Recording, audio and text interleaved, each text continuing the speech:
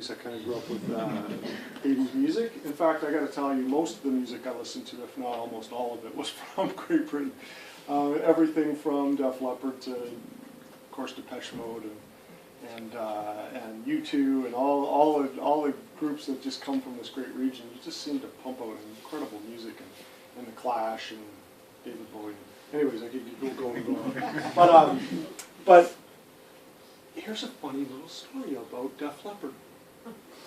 Aaron Garrity is an absolute Def Leppard freak, okay? So he follows Def Leppard around and goes to a lot of concerts. But did he mention this story in Belgium? He did? Okay. Aha. Okay, so Def Leppard comes to Utah, and my wife and I went to see them. I was, I grew up in a little town. We were a lot of headbangers. And so we go to Def Leppard. There's like 20,000 people at this concert. It was quite a big concert in Utah. And Aaron's there, and his wife, and my wife and I, and a bunch of us. Well, then he goes the next night to another, because he follows them around a little bit. He goes to Colorado to see them in concert in Denver. And he's working out in the gym, because Aaron and I work out every single day in the gym, and he's out there. And guess who's working out at the gym? Does anyone know Def Leppard? Yeah. Okay, you know the lead guitarist, his name is Phil Collen. He never has a shirt on. You notice that? Now that I mention this, go look at his pictures. Never has shirt. He's cut, super cut. Well, he's a vegan. He has been for 25 years. Doesn't put anything impure into his body. Doesn't drink alcohol. Nothing. I mean, this is why he's so cut. I mean, this guy is incredible shape. Well, he's working out in the gym. So what is Aaron's like? You got to try our products. So he starts telling them about our clones and about the fiber of the products I'll be talking to you about here in just a moment. And so he's like, right on. So he starts taking our products. So Aaron then goes to Chicago to see him in concert again. Brings his whole family at this point. Gets backstage, of course, and hanging out with Phil Collen. Well, Phil he says, what's one of the things that you want to say if you were to talk about success of Def Leppard? And they've spanned how many decades now? You're going, was it third, fourth decade? Def Leppard continues to fill venues. And he said, without even hesitation, consistency. He said, consistency at telling your story. Interesting. Again, it's not a principle that's just with network marketing. This is a principle that whether you're selling, heaven forbid you use the example of McDonald's. Let's say you're selling burgers at McDonald's, or whether you're selling Microsoft or Apple. You used Apple as an example, or whatever it may be.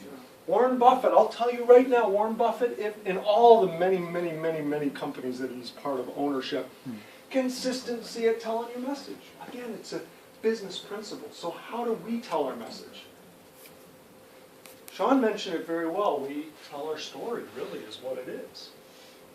We tell our story. We're prepared, right, Sean? You talked about having brochures. You talked about having samples with us.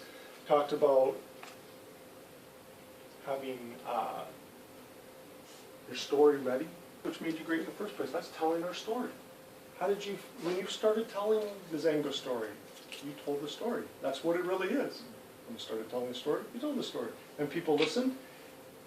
And this is what I call, and I'll talk about this a little later in my presentation, but human touch marketing.